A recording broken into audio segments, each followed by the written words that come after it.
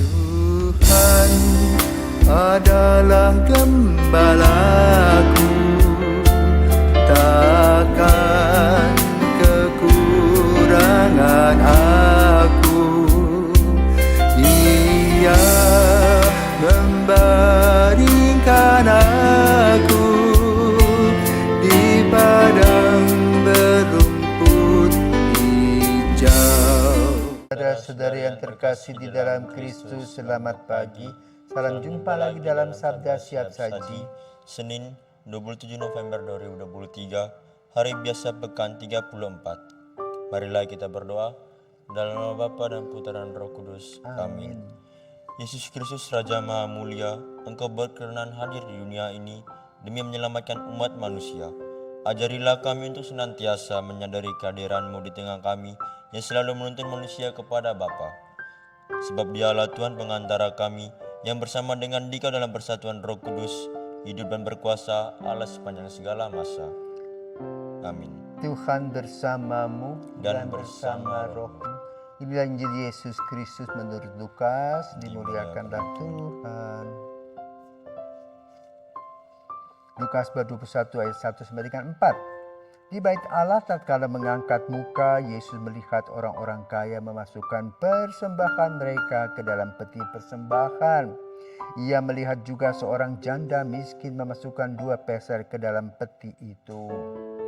Maka Yesus berkata, "Aku berkata kepadamu, sesungguhnya janda miskin ini memberi lebih banyak daripada semua orang itu.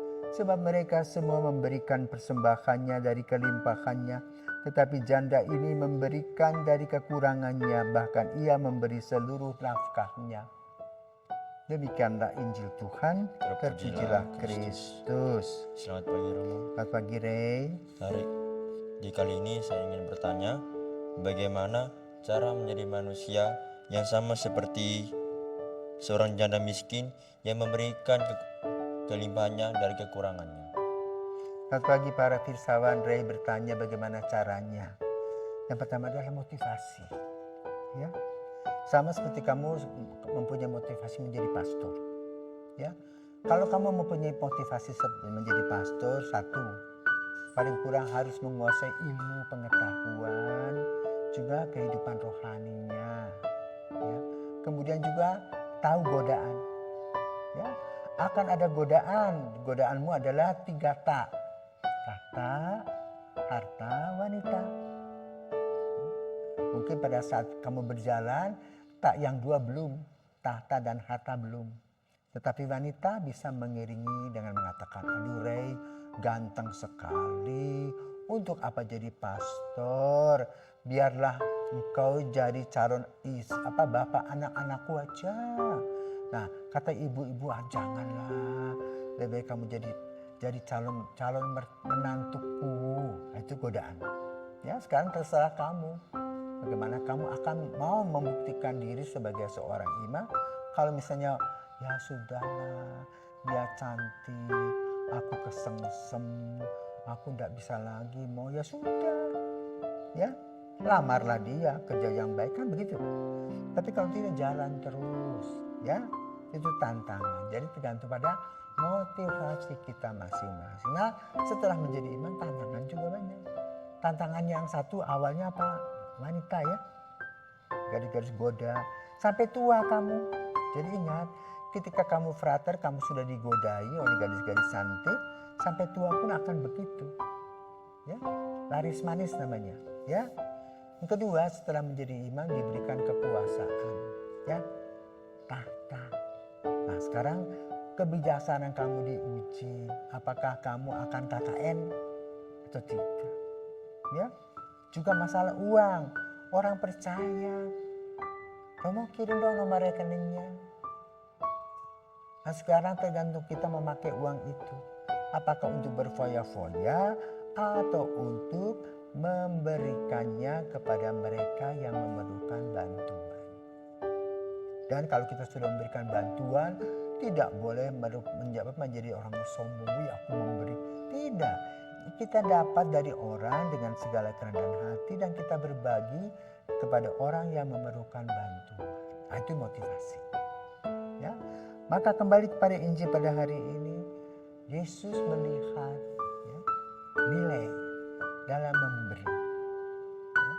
Dalam hukum Taurat itu ada aturan sejak Yakob yang bergulat dengan Allah, lalu namanya Israel itu, dia memberikan persepuluhan. Maka dalam hukum Taurat maupun juga dalam gereja-gereja Kristen, Protestan, perpuluhan itu macam wajib hukumnya. Ya. Jadi kalau sudah memberikan perpuluhan sudah selesai. Sementara ibu ini memberi gajinya, misalnya gaji dia sehari 75.000 ya dalam uang kita. Jadi sebulan 2.250.000. Dan dia menjadi orang yang mendapat upah harian. Ya. Tentu dia mempunyai wujud tersendiri.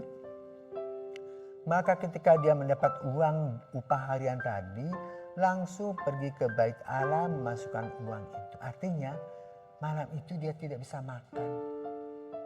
Tapi dia hanya percaya dan puas bahwa dia boleh memberikan dari kekurangannya.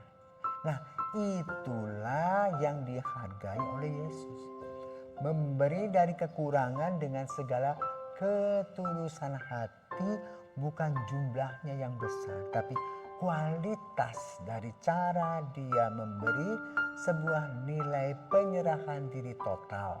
Maka gereja Katolik mengubah dari perpuluhan tadi menjadi persembahan yang berkualitas. Silahkan berapa saja, Anda bisa menghitung berapa kekuatanmu, tapi jangan pelit. Nah, ibu ini menjadi contoh dalam pemberian diri dengan apa? Dengan ketulusan hati. Maka angka tadi 75.000 itu merupakan angka yang luar biasa hebat. Karena apa? Dia berkurban untuk memberi itu. Nah, inilah yang diharapkan oleh Yesus kepada kita masing-masing. Maka jangan pelit, karena apa? Tuhan terus memberi dan tidak pernah akan selesai. Sampai kita akhir menutup mata. Maka mari saudaraku terkasih, kita belajar dari apa yang disampaikan oleh Injil pada hari ini, khususnya seorang ibu janda yang luar biasa ini. Tuhan memberkati.